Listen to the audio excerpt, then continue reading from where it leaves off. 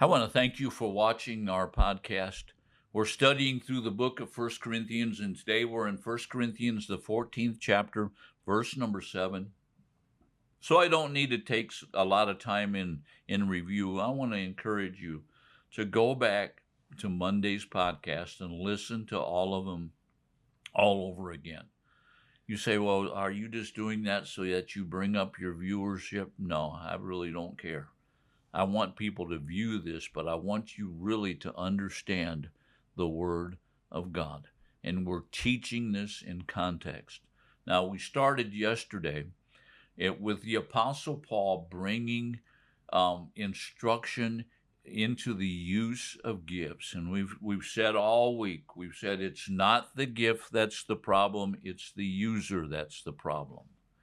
And so we pick up today in verse number 7, where the Apostle Paul gets right down to it about speaking in other tongues.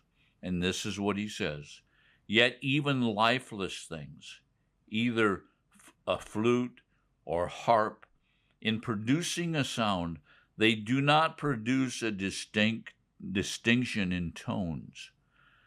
How will they... if they do not produce a distinction in tones, how will it be known what is played on the flute or the harp?" Now, I am not a musical person. I play a little bit of guitar. The key word there is a little bit.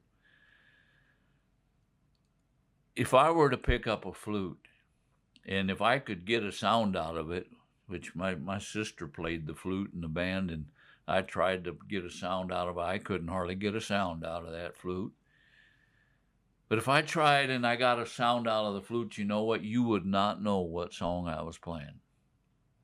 And the Apostle Paul is talking about here about speaking in tongues. If you're just there making noise, you know what? There's no lasting effect. There's nothing that's going to last. And again, we go back and we talk about how Paul says about something profiting the church. And the word profit actually means to bring a lasting effect into the church. And you know what? Many times in churches, there's a lot of noise.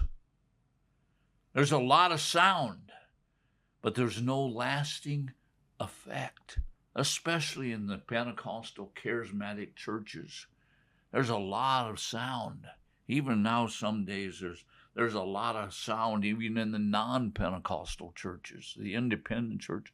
There's a lot of sound, but there's no lasting effect. And so the Apostle Paul compares this to a person with a flute or with a harp, and he says, you're producing a sound.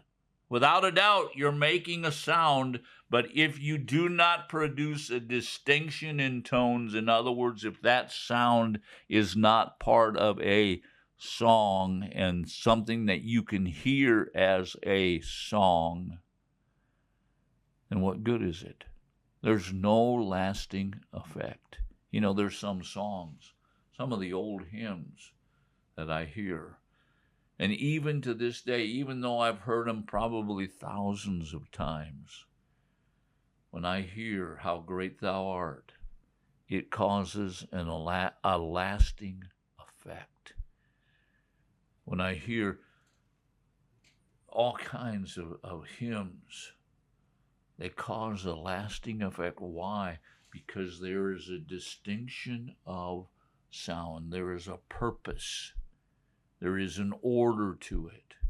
And the Apostle Paul is beginning to tell us about order in services. There's an order to it. And so he says, there's a distinction in the tones. How will it be known what is played on the flute of the harp? Verse number 8. "For if the bugle produces an indistinct sound, who will prepare himself for battle?" Now, we have to go back to the times that the Apostle Paul is living in. The army would follow the tone or the distinct sound of the bugler. Let me ask you a question. Have you ever watched a maybe an old movie of the army in the western part of the United States, and early in the morning, a guy gets up and he blows reveille. I don't know if they do it anymore in the army or not. But what was that sound? What did it mean? It meant it's time to get up. It's time to get up this morning. And the bugler would blow a very distinct sound. You know what? Then, when there was time to charge into battle, the bugler would blow a distinct sound. He would blow a sound that said to all those who were around him, it's time to go to battle. Well, here the Apostle Paul is talking about something that took place in the Roman army. And the Roman army, they didn't just blow reveille. I don't know if they blew reveille or not actually. But in the Roman army, what would happen was when they needed the soldiers to prepare for war, the bugler would blow a certain sound or a certain tune. And you know what? That tune would cause an army of thousands of people to prepare themselves for war.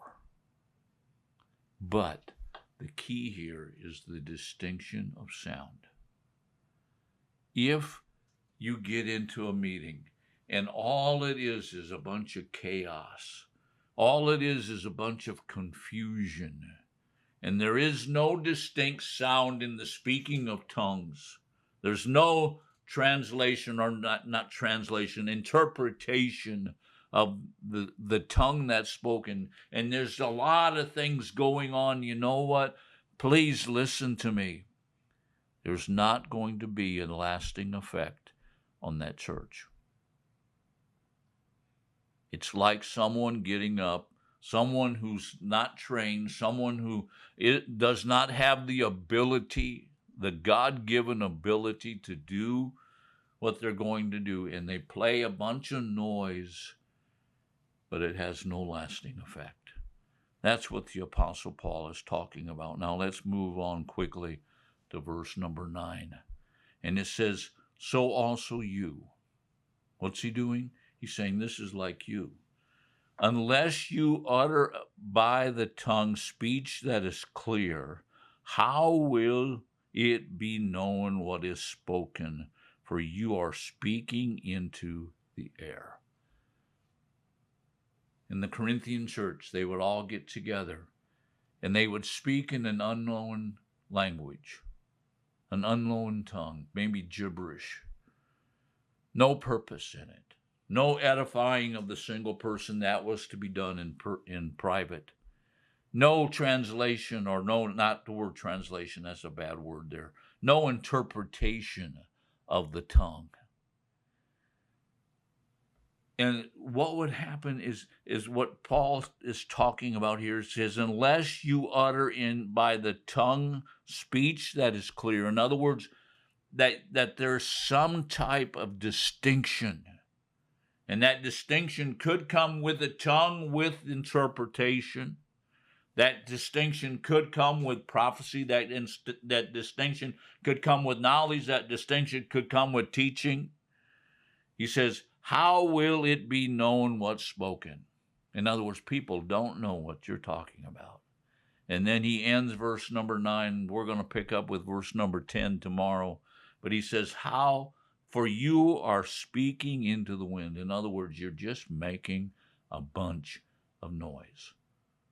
Thank you for watching. Join us again tomorrow as we continue this study.